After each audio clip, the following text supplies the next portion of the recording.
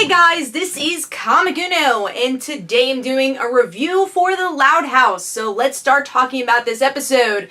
And with this episode, we get to see a Lola-centric story here, where Lola has an opportunity to go to this pageant that's a lot bigger than what she's done in the past.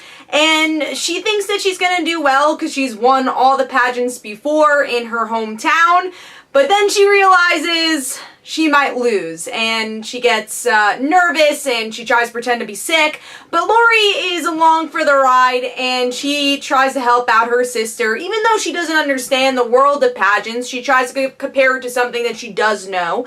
And we get to see that Lola doesn't win, but that's okay, and she's able to accept losing, even though she was not good at that in the beginning of the episode. And I have to say I was pleasantly surprised with this one. I'm not a huge Lola fan, but I tend to like Lola when it is a spotlight episode. Like, I really like the reading episode, and I enjoyed this one. And we get to see a different side of Lola, even though it still has to do with the pageants. It feels like we get to see a warmer side of Lola. And she's not a bad character. She could be spoiled, but she is also a kind character, which I like that balance of Lola, that she's not a perfect character, you know, like all the Loud families. They're not perfect, and that's what makes them interesting. So I enjoyed that aspect. And you get a lesson, of course, for the kids here, or really for anybody. You do get a good lesson. And I also like the character dynamics. We get to see Lincoln still being the pageant coach, which I like that they follow continuity from an older episode, even references the episode. So, and that's something I love about The Loud House, is that it's such a tight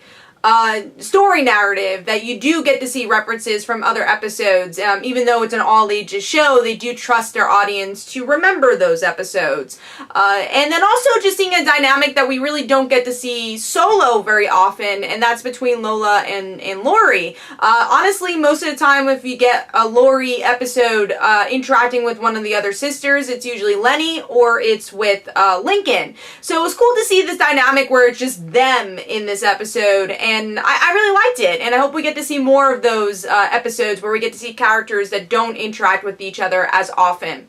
So, really solid episode, probably my favorite so far of the premieres. We'll see what we get tomorrow with the new episode, and hopefully you guys enjoyed. This is Comic Uno. Don't forget to follow me on Twitter. Don't forget to like my Facebook page. Also, description below, there are links for my comic book, Like Father, Like Daughter. And don't forget to like the Facebook page of Like Father, Like Daughter. And I'll see you guys later. Bye.